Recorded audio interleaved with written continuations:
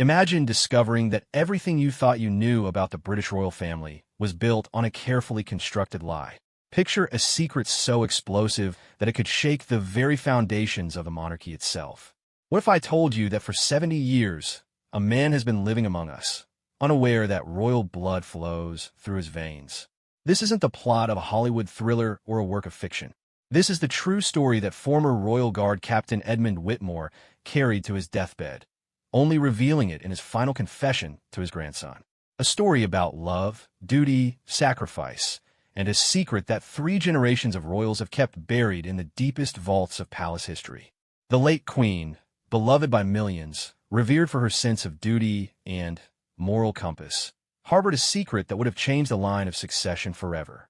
A secret that involves a hidden son, born in the shadows of World War II, when the world was too distracted by war to notice one more royal scandal.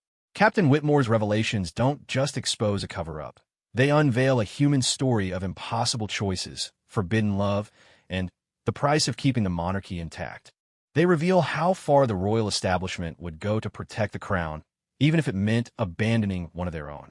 As you read this extraordinary account, prepare to question everything you believe about duty, family, and the true cost of maintaining traditions that span centuries. This is the story of a queen's greatest sacrifice, a guard's lifetime of silence, and a man who lived his entire life without knowing he was born to wear a crown. Are you ready to discover the truth that has been hidden for 7 decades? The truth that died with the queen, but lives on in the words of the man who watched it all unfold from the shadows of Buckingham Palace. The rain hammered against the windows of the small cottage in Devon as Edmund Whitmore lay in his hospital bed, his weathered hands trembling as he reached for his grandson's arm. At 94, the former Royal Guard captain knew his time was running short. His eyes, once sharp enough to spot danger from across a crowded room, now struggled to focus on the young man sitting beside him. "Tommy," he whispered, his voice barely audible above the storm outside.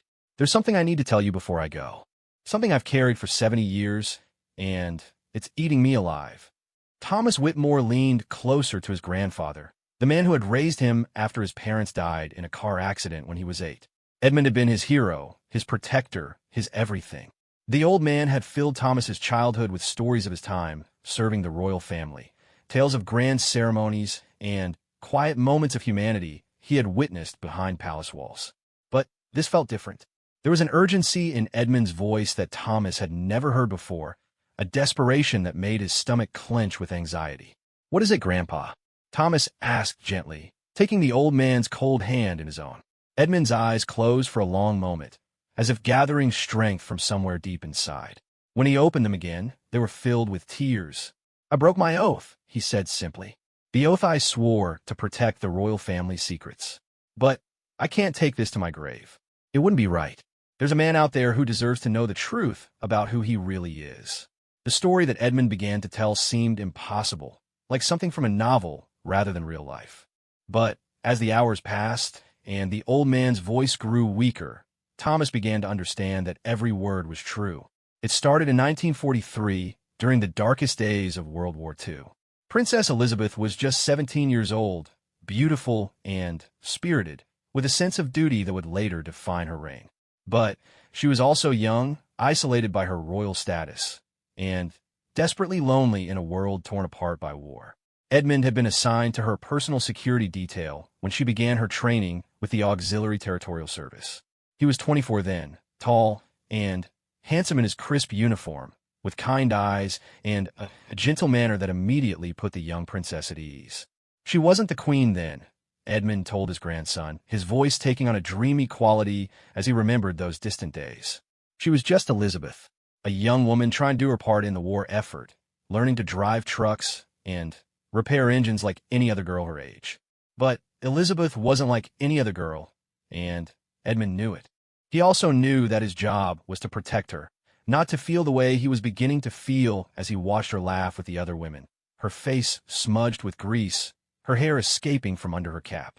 The attraction was mutual, though neither of them spoke of it at first. It began with stolen glances across crowded rooms, small smiles shared in quiet moments, and conversations that lasted longer than they should have. Elizabeth found herself looking forward to seeing Edmund each morning, and He found excuses to check on her throughout the day. We knew it was impossible, Edmund whispered, his eyes distant with memory. I was a commoner, a guard. She was the heir to the throne. There could never be anything between us. But sometimes the heart doesn't listen to reason. The relationship that developed between them was conducted in absolute secrecy. They met in hidden corners of the palace, in gardens where no one thought to look, in the early hours of morning when the rest of the world was still asleep. They talked about everything except the impossibility of their situation, creating a bubble of happiness that existed outside the constraints of their real lives. Edmund described how Elizabeth would sneak away from her duties to spend time with him, how they would walk through the palace gardens in the moonlight, how she would tell him about her dreams for the future and her fears about the weight of responsibility that would one day rest on her shoulders. She was so young, he said, tears now flowing freely down his cheeks. So full of life and hope. She wanted to make a difference in the world, wanted to be worthy of the crown she would inherit. But she also wanted to be loved for who she was, not what she represented. Their secret meetings continued for months, growing more intimate as their feelings deepened. They both knew they were playing with fire. That discovery would mean the end of Edmund's career and potentially scandal for the royal family. But they were young and in love, and the war had taught them that life was precious and uncertain. The inevitable happened on a cold November night in 1943. Elizabeth had managed to slip away from a formal dinner, claiming illness. She met Edmund in a small room in the servants' quarters, a place they had discovered was rarely visited after dark. The air was thick with unspoken emotion as they held each other, both knowing that their relationship had reached a point where they would either have to end it or accept the consequences of taking it further. We couldn't stop ourselves, Edmund told Thomas, his voice breaking. We loved each other so much it hurt. We knew it was wrong, knew it could never lead anywhere good, but we were young and foolish and thought love could conquer everything. That night changed everything. Within weeks, Elizabeth began to feel unwell, experiencing morning sickness that she initially attributed to stress. When the truth became undeniable, she confided in Edmund with tears in her eyes and terror in her heart. She was pregnant with the heir to the throne's child, but the father wasn't the man she would eventually marry. The father was a royal guard who would be dismissed in disgrace if anyone discovered the truth. The next few months were a nightmare of secrecy and careful planning. Elizabeth's condition was hidden from everyone except a trusted doctor and a select few palace staff who were sworn to absolute secrecy. She was sent away to a private estate in Scotland, officially for her health, and to escape the stress of wartime London. Edmund was reassigned to other duties, but he knew what was happening. He lived in agony, knowing that the woman he loved was carrying his child, but unable to be with her during the most difficult time of her life. The hardest part, he told Thomas, was knowing that I could never acknowledge my own son, that Elizabeth would have to give birth in secret, and then make an impossible choice about what to do with the baby. The child was born on a rainy night in August 1944, in a remote Scottish castle far from prying eyes. It was a boy, healthy and strong, with his father's dark hair and his mother's determined chin. Elizabeth held him for only a few hours before the plan that had been months in the making was put into effect. The baby was given to a childless couple, loyal servants of the royal family who had been carefully selected for their discretion and their desperate desire for a child of their own. They were told only that the baby was the child of a young woman who couldn't care for him, and they asked no questions. Edmund's voice was barely a whisper now as he described watching from a distance as his son was taken away, knowing he would never be able to claim him, never be able to tell him who his real parents were. I wanted to run after them, he said, his breathing becoming labored. I wanted to take my boy and run as far away as we could get. But I knew that would destroy Elizabeth, would bring scandal down on the royal family during the most difficult time in our history. So I stayed, and I watched my son disappear into a life where he would never know the truth about himself. Elizabeth returned to her royal duties, and within a few years, she was engaged to Prince Philip. Edmund remained in royal service, but their relationship was never the same. They spoke politely when their duties required it, but the easy warmth they had once shared was replaced by a painful formality. She looked at me with such sadness. Edmund remembered. We both knew we had done what we thought was right, but it felt like we had betrayed everything we held dear. We had given up our child to protect an institution, and neither of us was sure it had been worth it. As the years passed, Edmund watched from a distance as his son grew up, completely unaware of his royal heritage. The boy was raised by loving parents who gave him a good life, but Edmund couldn't help wondering what might have been if circumstances had been different. Thomas sat in stunned silence as his grandfather finished this first part of his story. The implications were staggering. If what Edmund was saying was true, then somewhere out there was a man in his late 70s who was the half-brother of the current king, a man who had lived his entire life without knowing he had royal blood. "Grandpa," Thomas said quietly, "what happened to him? Do you know where he is now?" Edmund's eyes were growing heavy with exhaustion, but he managed a weak smile. "That's the rest of the story, boy. That's what I need to tell you before it's too late. Because someone needs to know the truth, and someone needs to make sure that man gets the chance to decide what to do with it." As Edmund drifted off to sleep, Thomas's mind raced with questions. How had this secret been kept for so long? What had happened to the couple who raised the queen's secret son? And, most importantly, was the man still alive, still unaware that he was born to be a prince? The storm outside was beginning to calm, but Thomas knew that his grandfather's revelations were just the beginning of a much larger tempest that would shake everything he thought he knew about the royal family and the true cost of maintaining the crown's reputation. The next morning brought a gray dawn that seemed to match the weight of the secrets now resting on Thomas's shoulders. His grandfather had slept fitfully through the night, occasionally murmuring names and dates that Thomas tried to remember. Now, as the old man stirred awake, his eyes held a clarity that hadn't been there in weeks. "You think I'm losing my mind, don't you?" Edmund asked with a weak smile. "I can see in your face, Tommy. You think the cancer has gotten to my brain." Thomas shook his head, though the thought had crossed his mind. "No, Grandpa, I believe you, but I need to know more. You can't leave me with just half the story." Edmund struggled to sit up, his breathing labored but his determination strong. "I know, boy. That's why I'm still fighting to stay here. There's so much more you need to understand." The second part of Edmund's story began in the years immediately following the Queen's coronation in 1953. By then, the secret child would have been 9 years old, growing up with the name James Hartford in a modest home in the countryside of Yorkshire. His adoptive parents, Robert and Margaret Hartford, were devoted to the boy they believed was a war orphan whose mother had died, giving birth to him. Robert Hartford was a groundskeeper on one of the royal family's lesser estates, a position that had been carefully arranged to ensure that those who knew the truth about James's parentage could keep a distant eye on him without raising suspicion. Margaret was a seamstress who had worked in the palace laundry before her marriage, another connection that allowed for discreet monitoring of the boy's welfare. Edmund had been promoted within the royal guard by then, his discretion and loyalty having been noted by those who mattered most. But his new position came with an additional, unofficial duty, keeping watch over the Queen's secret son. "I used to drive past their house sometimes," Edmund told Thomas, his voice growing stronger as the memories came flooding back, "just to catch a glimpse of him playing in the garden or walking to school. He looked so much like Elizabeth when she was young, the same determined set to his jaw, the same way of tilting his head when he was thinking." The Queen herself had found ways to occasionally observe her secret son from a distance. During official visits to Yorkshire, she would sometimes arrange for her route to pass by areas where she might see the boy. Edmund remembered one particular day when she had spotted James, then about 12 years old, helping his adoptive father tend to the estate gardens. She went completely still, Edmund recalled, just froze in her seat and stared at him. He was laughing at something his father had said, and, for a moment, she forgot where she was. I had to quietly remind her that people were waiting for her to acknowledge their greetings. But these distant observations were both a comfort and a torture for the Queen. Each glimpse of her son reminded her of what she had sacrificed for duty and what he had lost by being born into an impossible situation.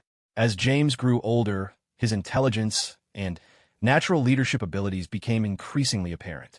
He excelled in school, showing particular aptitude for history and languages.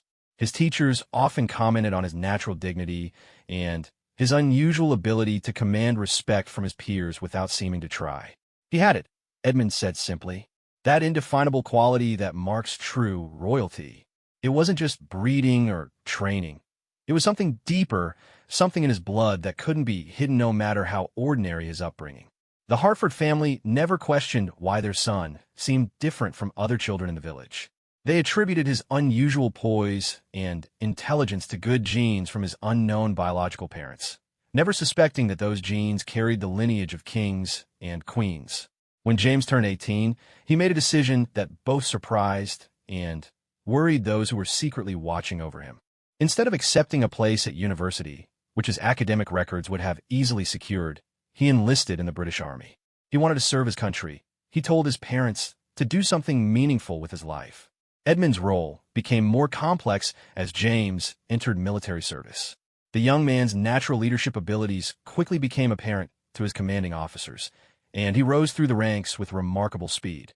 But his military career also meant increased scrutiny, background checks, and records that could potentially expose the truth about his parentage. "We had to be so careful," Edmund remembered. "There are people whose job it was to investigate the backgrounds of promising young officers, especially those being considered for sensitive positions. We had to make sure that James's adoption records were completely sealed and that the official story of his origins could withstand any level of scrutiny." The Queen watched her son's military career with a mixture of pride and terror. She was proud of his accomplishments, his bravery, and his obvious commitment to duty, qualities that reminded her of the best traditions of the royal family. But she was terrified that his increasing prominence might eventually lead to questions that could expose their shared secret. James served with distinction in several overseas postings, including a tour of duty in Northern Ireland during some of the most dangerous years of the Troubles.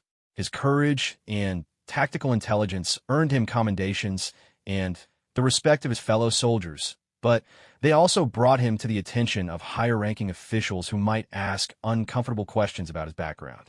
During this period, Edmund found himself walking a dangerous tightrope. His official duties with the Royal Guard sometimes brought him into contact with military officials who knew James Hartford. He had to carefully hide his personal interest in the young man's career, while secretly working to protect him from investigations that might expose the truth. The closest call came when James was being considered for a position with military intelligence. The background investigation was thorough, involving interviews with people who had known the Hartford family for years. Edmund had to use all of his influence and connections to ensure that certain questions weren't asked and certain records remained sealed. "I remember the night I got the call saying James had been cleared for the position," Edmund told his grandson. "I should have been relieved, but instead I was terrified. The higher he rose, the more dangerous it became for all of us." James's career in military intelligence was distinguished but brief. After 3 years, he made another surprising decision. He left the army to pursue a career in humanitarian work. He had seen enough conflict, he told his friends, and wanted to spend his life helping people rather than fighting them. This career change brought him into contact with international organizations, relief agencies, and, eventually, with members of the royal family themselves. The irony was almost unbearable for those who knew the truth. The Queen's secret son was now occasionally working in the same circles as his royal half-siblings, completely unaware of their connection. Edmund described one particularly painful incident when James had been part of a humanitarian delegation that was received at Buckingham Palace. The Queen had to greet her own son formally, shake his hand like a stranger, and make polite conversation about his work while her heart was breaking. "She told me later that it was one of the hardest things she'd ever had to do," Edmund said, standing 3 feet away from her firstborn child and having to pretend he was just another subject. She said his eyes were exactly like her father's, and she almost broke down right there in front of everyone. James, for his part, had been impressed by the Queen's genuine interest in his humanitarian work and her obvious knowledge of the situations he described. He had commented to colleagues afterward that Her Majesty was much more informed and engaged than he had expected, not realizing that her questions came from a mother's desperate desire to know more about her son's life. As the years passed, the weight of the secret became increasingly difficult for all involved.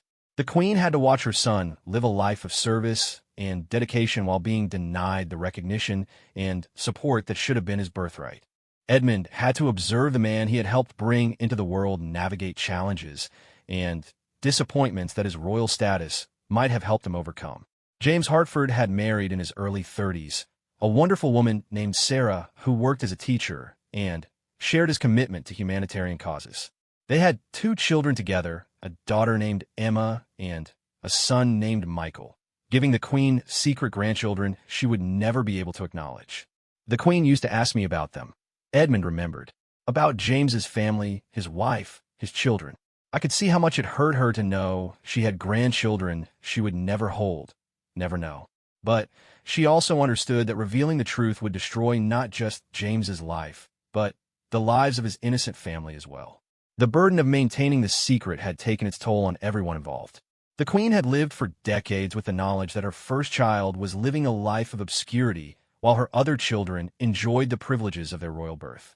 Edmund had watched the son he could never claim build a good life for himself while being denied the truth about his heritage.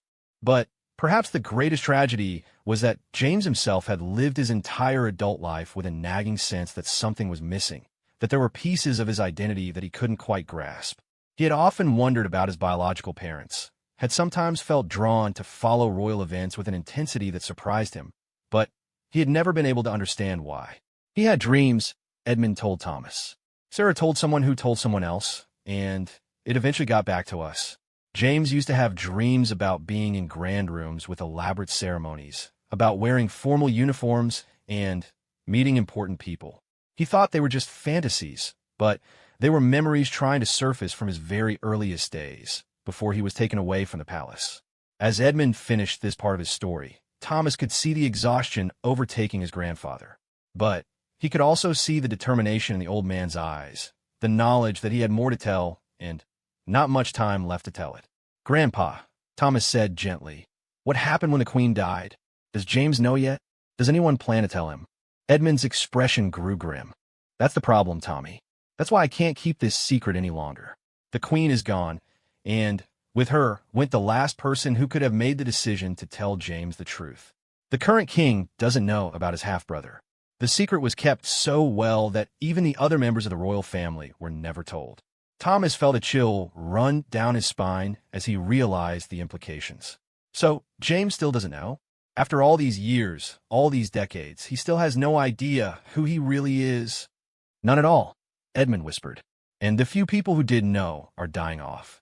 Soon there will be no one left who remembers the truth, and James Hartford will go to his grave never knowing that royal blood flows through his veins." The third day of Edmund's final confessions brought with it an unexpected development. Thomas had barely entered the hospital room when he noticed his grandfather sitting up in bed, looking more alert than he had in weeks. On the bedside table lay an old leather briefcase that Thomas had never seen before. "I sent for it," Edmund explained, seeing his grandson's confused expression. "Had my solicitor bring it from the safety deposit box. Figured if I'm going to tell you this story, I should show you the proof." Thomas's heart raced as Edmund opened the briefcase with trembling hands. Inside were documents, photographs, and personal items that had been carefully preserved for nearly 8 decades. The evidence of a secret that had shaped the lives of everyone involved. "This is how I know every detail I've told you is true," Edmund said, pulling out a faded photograph. "And this is why someone needs to decide what to do with this information now that I'm dying." The photograph showed a young woman in a simple dress, standing in what appeared to be a garden. Even in the grainy black and white image, her identity was unmistakable. It was Princess Elizabeth, but not as the world had ever seen her.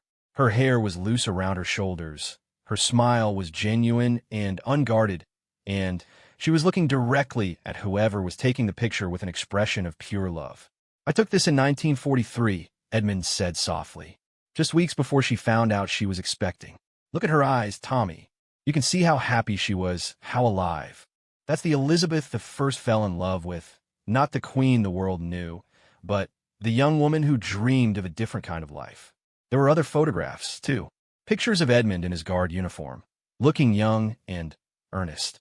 A few stolen moments captured between them, hands touching across a table, walking side by side through palace gardens, sitting together on a bench with careful distance between them that couldn't hide the connection they shared.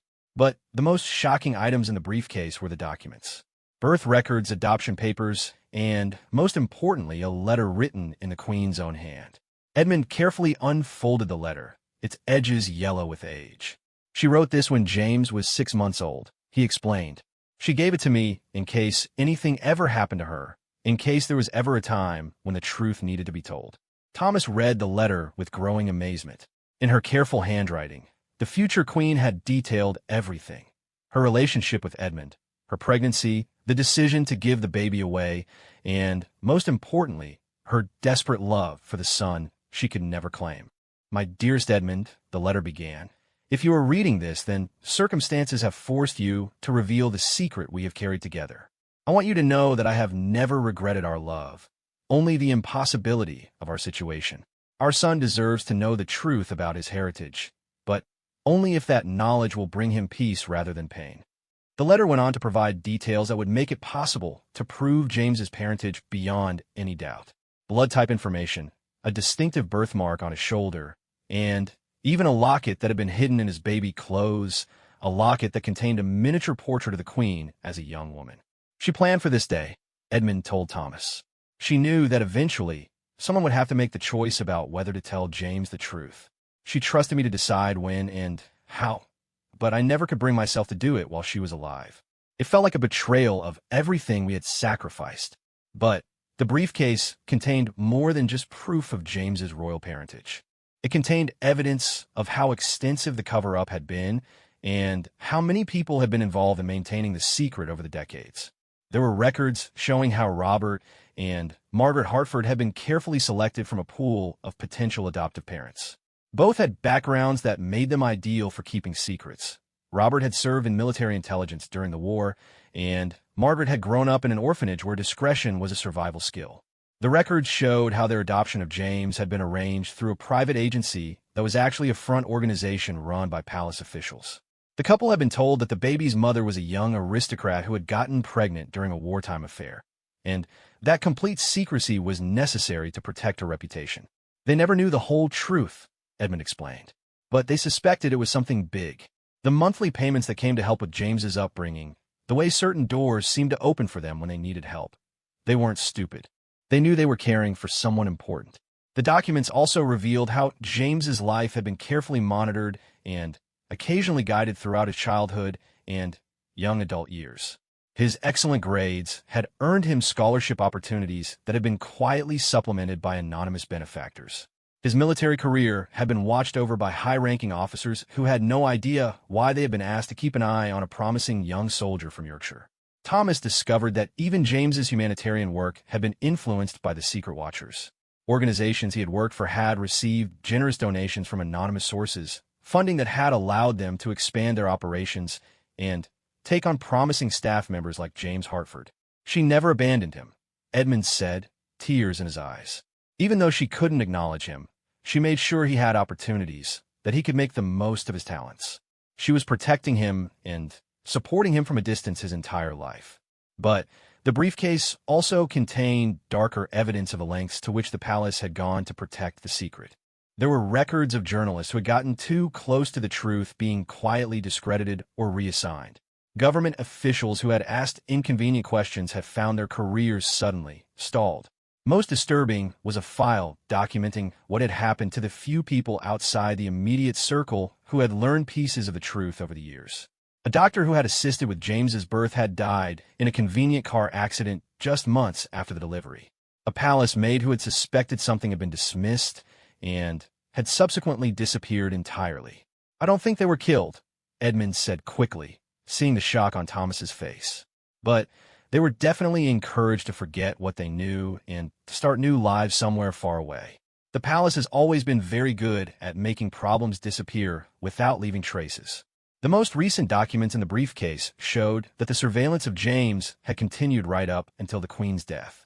There were photographs of him at his humanitarian work, reports on his family life, and detailed accounts of his activities and associations. They were watching him to protect him, Edmund insisted, to make sure he never stumbled onto the truth by accident, and to make sure no one else could use him to embarrass the royal family, but also to ensure he was living a good life, that he was happy and fulfilled. Thomas studied a recent photograph of James Hartford, now in his late 70s. The resemblance to the royal family was subtle, but unmistakable once you knew what to look for. He had the same bone structure as the late Queen, the same way of holding his head that was evident in official portraits of her father.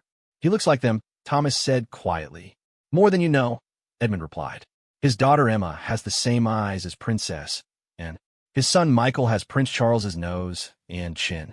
The royal bloodline is strong, even after all these years of commoner dilution." The briefcase also contained information about James's current life. He was retired now, living quietly in a cottage in the Cotswolds with his wife Sarah. Their children were grown, with families of their own. Emma worked as a headmistress at a prestigious school, while Michael had followed his father into humanitarian work and was currently managing refugee programs in Eastern Europe.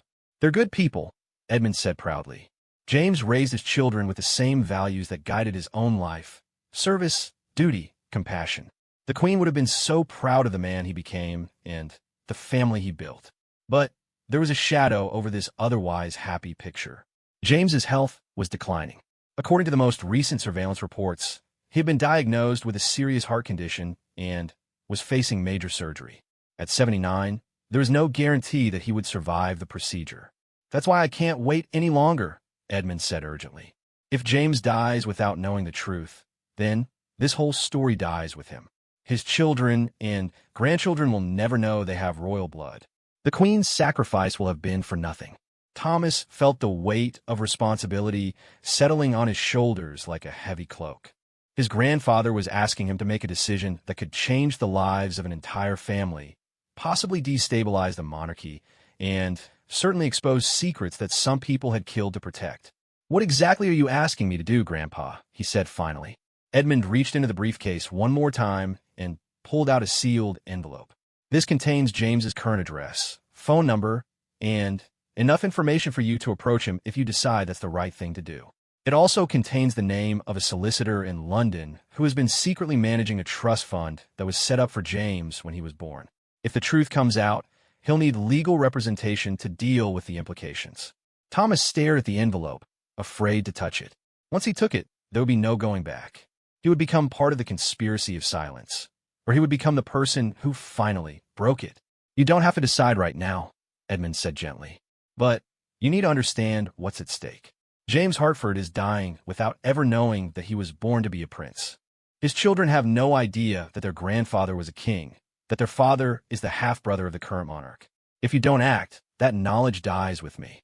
Edmund paused, gathering his strength for what he clearly knew would be the most important part of his confession.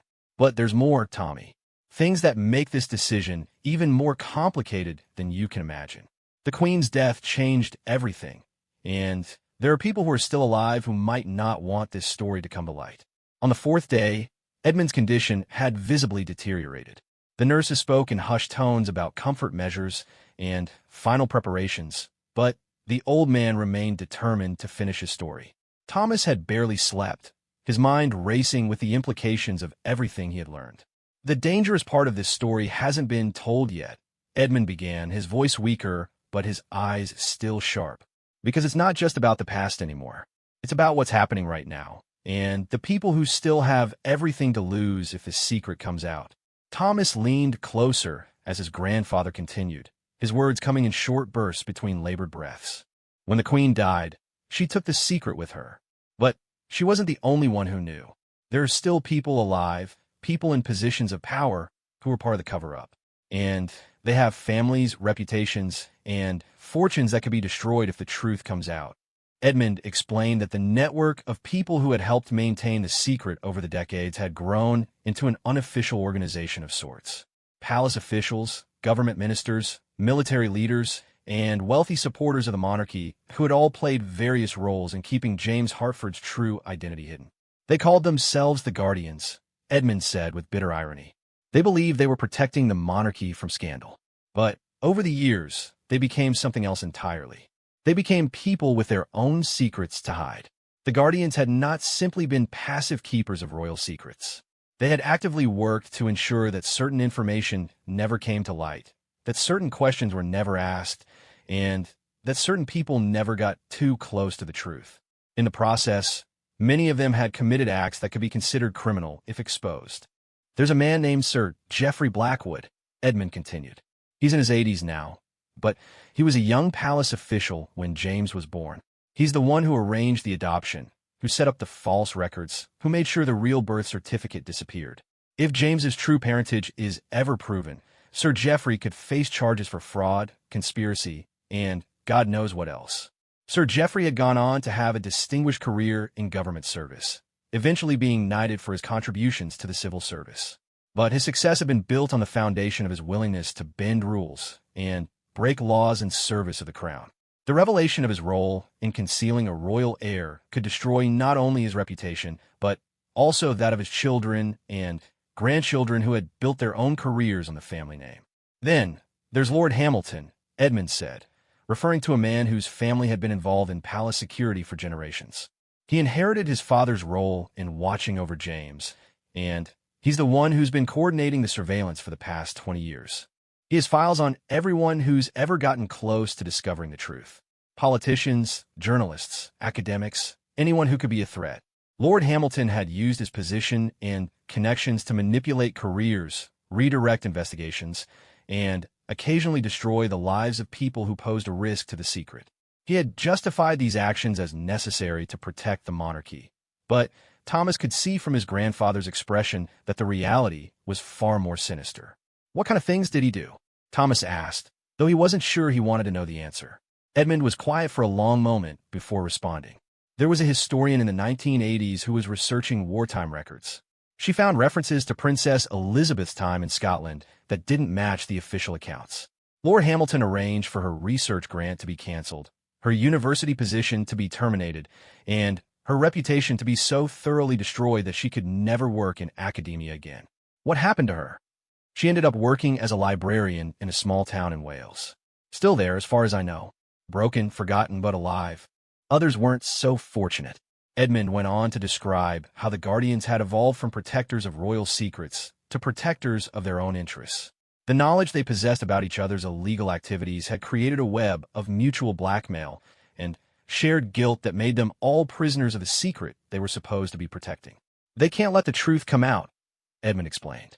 Not because it would embarrass the royal family, but because it would expose all of them as criminals. The statute of limitations may have run out on some of their crimes, but not all of them. And even where they couldn't be prosecuted, the exposure would ruin them. The situation had become even more complex after the Queen's death. The new king had no knowledge of his half-brother's existence, which meant he couldn't make decisions about how to handle the secret. But the Guardians couldn't approach him with the truth without exposing their own decades of illegal activity. They're trapped, Edmund said with a weak smile. They can't tell the truth without confessing their crimes, but they can't be sure the secret is safe without knowing what the new king would do if he found out. Thomas was beginning to understand why his grandfather had waited until his deathbed to reveal these secrets. The people involved weren't just elderly former officials. They were still powerful, still connected, and still had everything to lose. Are you saying these people would hurt James if they thought he might learn the truth? Thomas asked. Edmund's expression grew grim.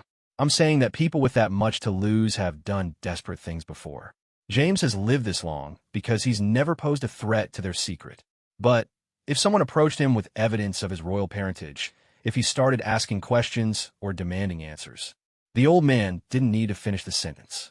Thomas could see the fear in his grandfather's eyes, the knowledge that they were dealing with people who had already proven they were willing to destroy lives to protect their secrets.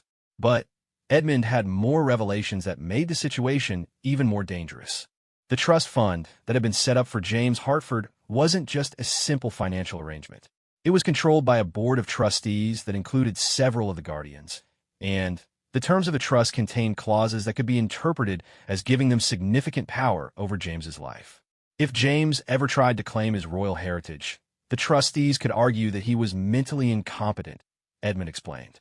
They could have him committed, take control of his finances, even prevent him from speaking to the media or the royal family. The legal framework is already in place. Thomas felt a chill as he realized how thoroughly trapped James Hartford was, even though he had no idea the trap existed. The same people who had been secretly supporting and protecting him throughout his life had also been preparing to destroy him if he ever became a threat to their carefully constructed lies. There's something else, Edmund said, reaching into the briefcase one more time. Something I've never told anyone, not even the Queen. He pulled out a small tape recorder, old-fashioned and worn from age. I recorded some conversations over the years. Insurance, in case anyone ever tried to silence me. This tape contains a conversation between Sir Geoffrey and Lord Hamilton from 15 years ago. They were discussing what to do if James ever started asking questions about his adoption. Thomas's hands shook as he took the tape recorder. Even without listening to it, he could imagine what it contained. Evidence that powerful people had been planning for decades to destroy an innocent man if he ever threatened their secret. There are copies hidden in 3 different safety deposit boxes around London, Edmund said. The keys and locations are in that envelope I gave you yesterday. If anything happens to you or to James, those tapes need to get to the right people. The weight of responsibility that Thomas felt was almost overwhelming. His grandfather wasn't just asking him to decide whether to tell James the truth about his parentage. He was asking him to take on a network of powerful, dangerous people who had been protecting their secrets with criminal methods for decades. "Why me, Grandpa?" Thomas asked. "Why didn't you go to the police or the newspapers or someone with more power to do something about this?" Edmund smiled sadly. "Because you're the only person I trust, and because you're the only one who isn't already compromised. Everyone else who could help is either dead, bought off, or part of the conspiracy. You're clean, Tommy. You're outside their reach, at least for now." But Edmund had one more bombshell to drop. The Guardians weren't just concerned about protecting their past crimes. They were actively working to ensure that James Hartford would never live long enough to learn the truth about his heritage. "His heart surgery," Edmund said quietly. "It's scheduled for next week at a private hospital in London. The surgeon who's supposed to perform the operation is Dr. Marcus Webb. His son works for Lord Hamilton's security company." Thomas felt the blood drain from his face as he understood the implication. "You think they're going to kill him?" "I think they're going to make sure he doesn't survive the surgery," Edmund replied. "A tragic but understandable outcome for a man his age with a serious heart condition. No one would question it. No investigation would be launched. The secret would be safe forever." Edmund grabbed his grandson's arm with surprising strength. "That's why you can't wait to decide what to do. James Hartford has less than a week to live, one way or another. If you're going to tell him the truth, if you're going to give him the chance to claim his heritage or at least know who he really is, it has to be soon." The room fell silent except for the steady beeping of the monitors and Edmund's labored breathing. Thomas stared at the tape recorder in his hands, understanding that he was holding evidence of a conspiracy that reached into the highest levels of British society. "What would you do, Grandpa?" he asked finally. Edmund closed his eyes, and for a moment Thomas thought he had fallen asleep. But then the old man spoke, his voice barely a whisper, but filled with conviction. "I would tell him the truth. I would give him the choice that we took away from him 79 years ago. And then I would make sure the world knew what kind of people have been protecting the monarchy's secrets." Thomas looked at his grandfather, seeing him clearly for perhaps the first time. Not just as the man who had raised him, but as someone who had carried an impossible burden for most of his life, someone who had been forced to choose between loyalty and justice over and over again. "But I'm dying, Tommy," Edmund continued. "I can't do what needs to be done. That responsibility falls to you now. And you need to understand that once you take this step, there's no going back. These people will come after you, just like they've come after everyone else who threatened their secret." As if summoned by his words, Thomas heard footsteps in the hospital corridor outside. Heavy, purposeful footsteps that seemed to pause outside their room. Edmund heard them too, and his eyes widened with fear. "They know," he whispered urgently. "They know I'm telling you everything. You have to go, Tommy. You have to take everything and go right now." Thomas's heart hammered against his ribs as the footsteps in the corridor grew closer. His grandfather's eyes darted between the door and the briefcase, terror and urgency warring in his expression. "The window," Edmund whispered, though they were on the 3rd floor. "The fire escape. Take everything and go. Don't come back here." "I can't leave you," Thomas protested, but Edmund was already pushing the briefcase toward him with shaking hands. "You have to. If they find you here with all this evidence, we're both dead."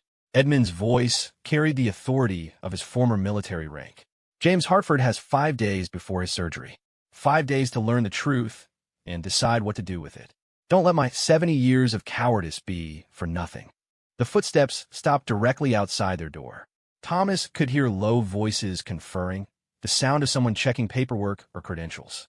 Without another word, he grabbed the briefcase and moved toward the window, his mind racing with disbelief that this was actually happening. As he fumbled with the window latch, Thomas heard the door handle turn behind him. He didn't look back, didn't want to see who was entering his grandfather's room or what they intended to do. Instead, he pushed open the window and stepped onto the narrow fire escape. The briefcase clutched against his chest. The metal stairs rang softly under his feet as he descended as quickly and quietly as possible. Behind him, through the window he had left open, he could hear voices in his grandfather's room. Professional, calm voices asking questions about visitors and medications and the old man's condition. Thomas reached the ground and ran. He didn't stop running until he was 6 blocks away from the hospital, ducking into an alley between 2 shops to catch his breath and try to process what had just happened. His hand was shaking so badly he could barely hold onto the briefcase. For a moment, he considered going back. His grandfather was dying, possibly in danger, and Thomas had abandoned him. But Edmund's words echoed in his mind. 5 days.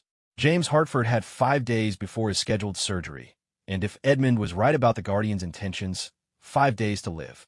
Thomas found a small cafe and ordered coffee he couldn't taste, trying to think clearly about what to do next. The briefcase sat on the table in front of him like a bomb waiting to explode. Inside it was evidence that could destroy careers, expose decades of criminal conspiracy, and potentially save a man's life. But using that evidence would also make Thomas a target of people who had already proven they were willing to kill to protect their secrets. He thought about calling the police, but Edmund's warnings about the reach of the Guardians made him hesitate. How could he know which officers might be compromised? How could he trust that his information would reach the right people instead of being buried by those with something to hide? The newspaper seemed like another option, but the same problem applied. Edmund had mentioned journalists whose careers had been destroyed for getting too close to the truth. Thomas had no way of knowing which reporters could be trusted and which might sell him out to save their own careers. As he sat in the cafe, paralyzed by indecision, his phone buzzed with a text message from an unknown number. Your grandfather is resting comfortably. We hope you'll make the right decision about what to do with his old stories. Some family histories are better left buried. The message chilled Thomas to the bone.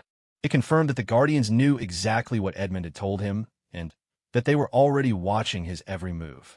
But it also told him something else. They weren't ready to kill him yet. They were hoping they could scare him into staying silent. That realization gave Thomas the courage he needed to make his decision. If the Guardians thought he could be intimidated into silence, then they were underestimating him, just like they had underestimated his grandfather's determination to finally tell the truth. Thomas spent the rest of the day making careful preparations. He visited 3 different internet cafes, using anonymous email accounts to send copies of the most important documents to addresses he set up for himself. He photographed everything in the briefcase and uploaded the images to multiple cloud storage accounts. If anything happened to him or to the physical evidence, the information would still survive. Most importantly, he used an untraceable phone to call James Hartford directly. The voice that answered was educated, refined, with the kind of natural dignity that Thomas now recognized as an inherited royal trait.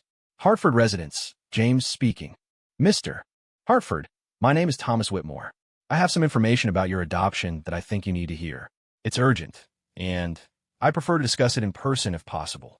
There was a long pause on the other end of the line. When James spoke again, his voice was cautious, but not dismissive.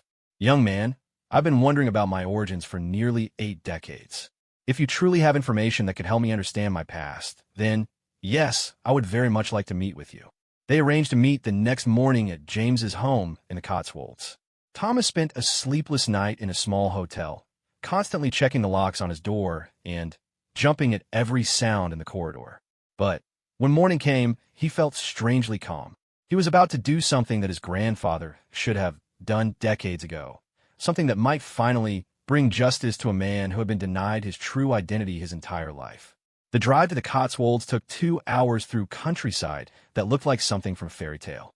James Hartford's cottage was exactly what Thomas had expected, a modest but well-maintained home with a garden that showed the loving care of someone who had spent decades making the most of simple pleasures. James himself was a revelation. At 79, he moved with the careful dignity of someone who had learned to command respect through character rather than position. His resemblance to the royal family was subtle, but unmistakable once Thomas knew what to look for. The same bone structure, the same way of listening intently when someone spoke, the same unconscious authority that marked those born to lead. You have an interesting story to tell me, I assume, James said as he led Thomas into a sitting room filled with books, photographs, and mementos from a life of service to others. Thomas opened the briefcase and began with a photograph of young Princess Elizabeth in the garden. James took the picture with hands that barely trembled, studying it for a long moment before looking up with eyes that seemed suddenly years older. "She looks familiar," he said quietly. "I've always felt drawn to images of the Queen when she was young, though I never understood why." What followed was the most difficult conversation Thomas had ever been part of. Step by step, piece by piece, he laid out the evidence of James's true parentage. The birth records, the adoption papers, the Queen's letter, and, finally, the recent surveillance reports that proved the royal family had been watching over him his entire life. James listened in silence, occasionally asking for clarification or studying a particular document more closely. His wife, Sarah, joined them midway through the conversation, her face growing pale as she realized the implications of what she was hearing. "You're telling me," James said finally, "that my biological mother was the Queen of England, and my father was a royal guard who gave me up to protect the monarchy from scandal?" "Yes, sir."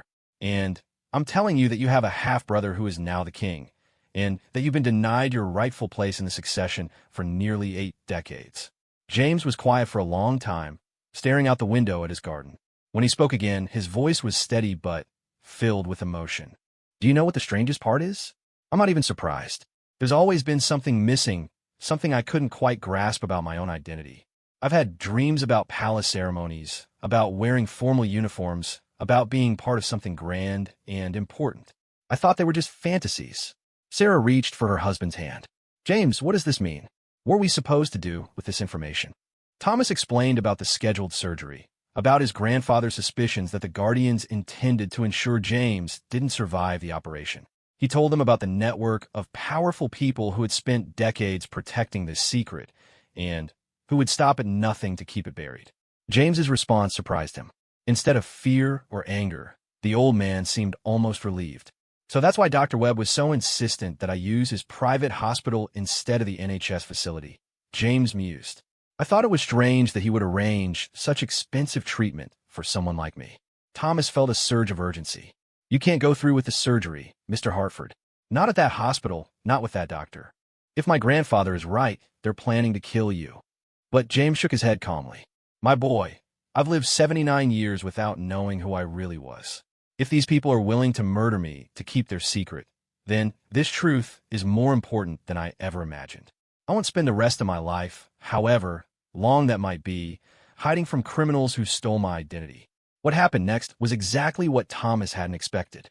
Instead of demanding immediate recognition of his royal status or threatening to expose the conspiracy, James Hartford began planning the most careful and strategic revelation of truth that Thomas could have imagined. "If I'm really the Queen's son," James said thoughtfully, "then I have a responsibility to handle this information in a way that honors her memory and protects the monarchy she spent her life serving. But I also have a responsibility to my children and grandchildren who deserve to know their true heritage." Over the next 3 days, James worked with Thomas to carefully document everything, to verify the evidence through independent sources, and to plan a revelation that would expose the conspiracy without destroying the institution of the monarchy itself. They contacted a prominent barrister who specialized in constitutional law, presenting him with enough evidence to begin legal proceedings that would force an official investigation. They reached out to carefully selected journalists who had reputations for integrity and thorough fact-checking. Most importantly, they arranged for James to meet privately with his half-brother, the king, before any public announcements were made. The meeting took place in a private room at Windsor Castle, with only the king, James, and one trusted advisor present. Thomas waited outside, holding his breath as 2 elderly men who had never known they were brothers sat down to discuss the secret that had shaped both of their lives. When James emerged from the meeting 2 hours later, his eyes were red with tears, but his expression was peaceful. "My brother," he said to Thomas, testing the words that he had never been able to say before, "is a good man. He's as shocked as I was, but he understands that the truth needed to come out. He's agreed to support a full investigation into the conspiracy, and he's asked me to consider taking my rightful place in the line of succession." The revelation of James Hartford's true identity sent shockwaves through British society and around the world. The conspiracy of silence that had protected him for decades crumbled as investigators uncovered evidence of fraud, conspiracy, and worst crimes committed by the Guardians over the years. Sir Geoffrey Blackwood and Lord Hamilton were among 6 people arrested on various charges related to their roles in the cover-up. The investigation revealed a network of corruption that reached far beyond the royal secret, exposing decades of illegal activity that had been hidden behind a veneer of respectability. Edmund Whitmore lived long enough to see his grandson's courage vindicated. He died peacefully in his hospital bed 3 weeks after James Hartford's identity was revealed, finally, free of the burden he had carried for 70 years. James underwent his heart surgery at a different hospital, with security provided by people loyal to the king rather than the Guardians. He survived the operation and went on to live several more years, during which he chose to remain James Hartford rather than claim a royal title, but he worked closely with the royal family on charitable causes that had always been close to his heart. Thomas Whitmore became something of a reluctant hero, the man who had exposed one of the greatest cover-ups in British history. But he knew that the real hero had been his grandfather, a man who had waited nearly a lifetime to find the courage to tell the truth. The story of the Queen's secret son became a reminder that even the most carefully guarded secrets eventually come to light, and that sometimes the greatest service to the crown comes not from protecting it from scandal, but from ensuring that it lives up to the values of truth and justice that it claims to represent. James Hartford died in his sleep 4 years after learning his true identity, surrounded by his family and, finally, at peace with who he really was. His funeral was attended by members of the royal family who were proud to finally acknowledge their connection to a man who had lived his life with the dignity and service that marked the best traditions of his bloodline. The secret that had been hidden for 7 decades was finally revealed, and the truth, as it always does, had set everyone free.